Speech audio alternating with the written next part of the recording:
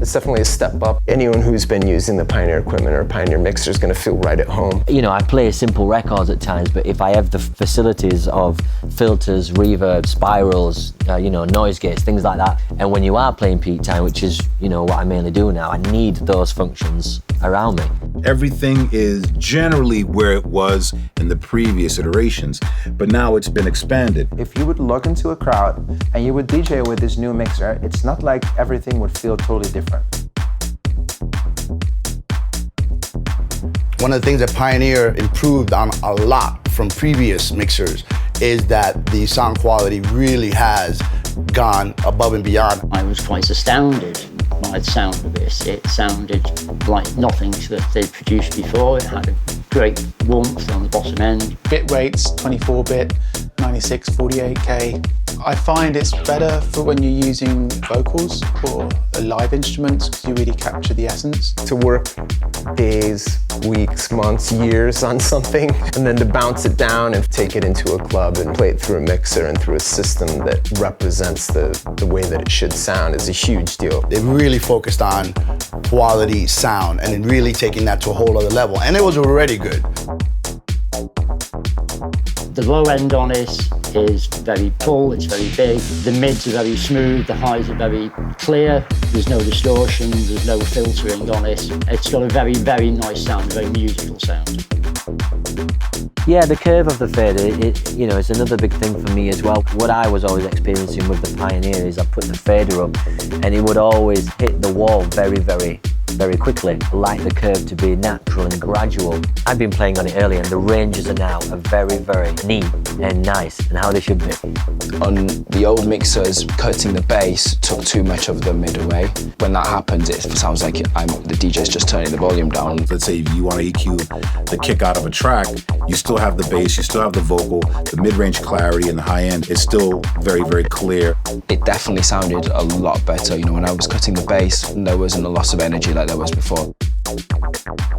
Whenever you're in the mix or using effects, you can tell the processing is getting a beating.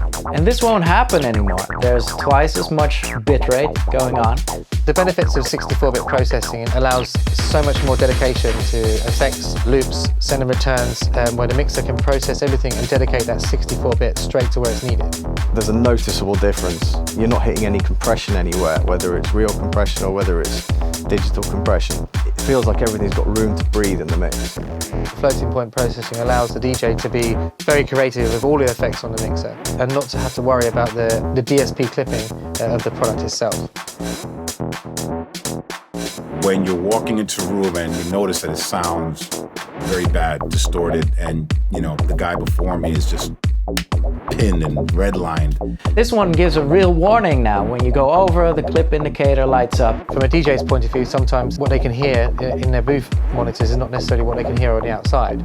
That should catch their eye and tell them that they're driving it too hard and to turn it down until it stops flashing.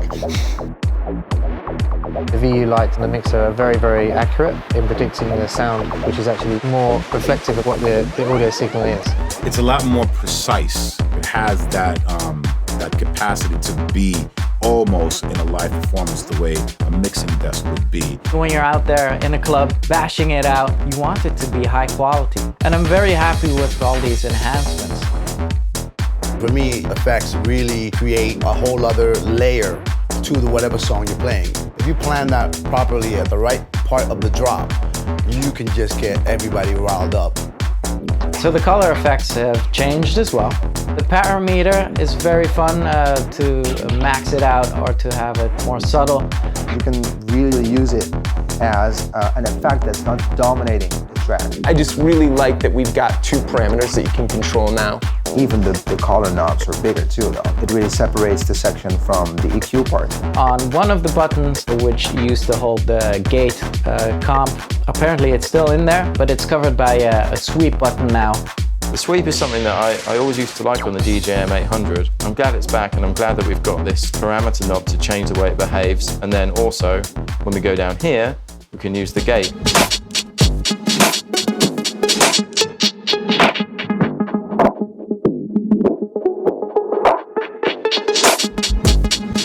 My new favorite feature on the color effects is the dub echo to infinity, with maxing out the parameter knob on there.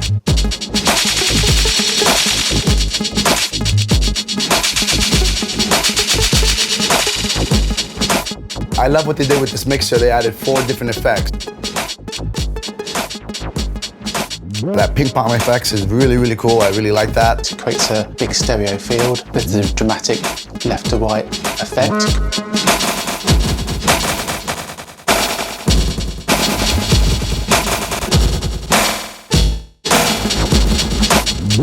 The good old vinyl break effect, and this was my favorite feature on the RMX, and now it's here on the DJM-900nxs2.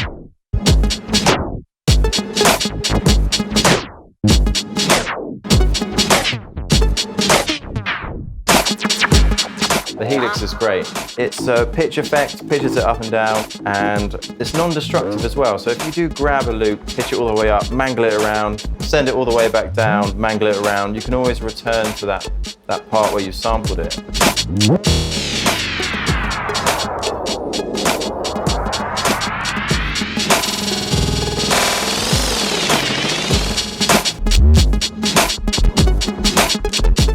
When I saw this, I was like, this cannot be true. This is really like a small EQ that's EQing the effects just like I do in my songs in production. So it means if I want to affect just the mid-range and the highs of a particular track that I'm doing a delay or an echo out, I can just filter out each of the frequencies. So this way you can use the echo without beats kind of bumping into each other.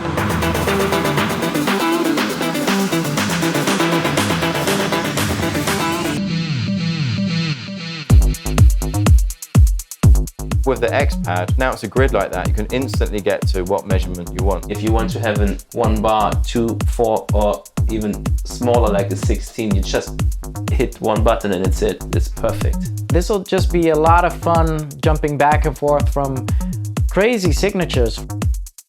Well, as someone that uses a lot of effects, this beat effects indicator with a blue light is super handy. If I've got something assigned to crossfader B, they're both going to show up, and I can see exactly what I'm doing with my effects routing.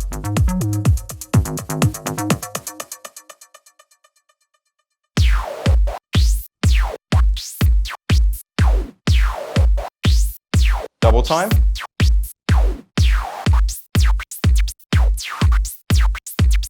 Down another channel, we're going to send it down channel 1. Going to affect it.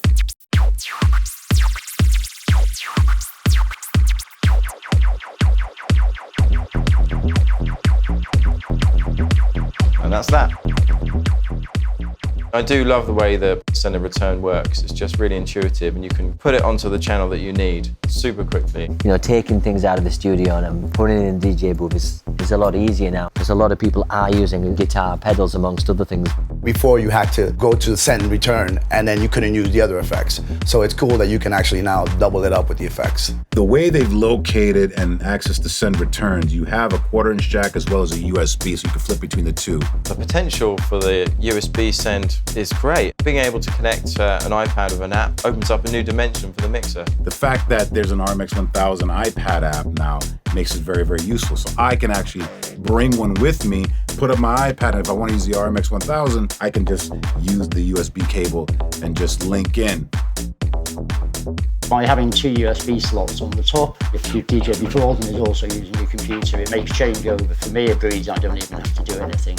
If I'm playing off my laptop, then I haven't got to worry about like quickly playing off the CDJ that one extra track while he sets all his stuff up. So yeah, just really convenient. I get asked more than anything else, do you have a spare headphone adapter? I start off the season with maybe 15 1/4" adapters, and at the end of the season I've got none. And in back-to-back occasions as well. It's just easy to plug in 2 headphones at the same time. You see a lot of DJs doing that now with, you know, the special extension, but now it's inbuilt and it's ready to use. We've gone back up to 4 phono inputs. Every now and then you do get a DJ that want to use 3 decks. It means that you can position things correctly. So this one's got the phono and this one's got the CD, but in reality they're the other way around. You can put them where they actually are.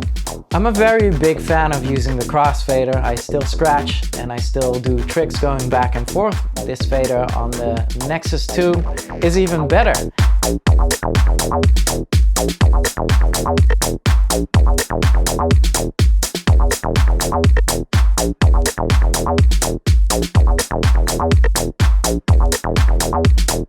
That you don't have to think so much about, okay, where is this button? I want to do this. Now I know I can go straight to that. Okay, I want to get to a 1/4 inch delay. Boom, it's right there. I've got the parameter that I can adjust there. And these are the things that allow me to create drama within a set or to create an effect. It's definitely going to change the way I perform, sound-wise and just functionality. In order for the DJs to really be able to just walk on deck and have a familiar environment where, you know, I know where I'm at. It's like I could be anywhere, it's like being home. Pioneer to me, it's like being home.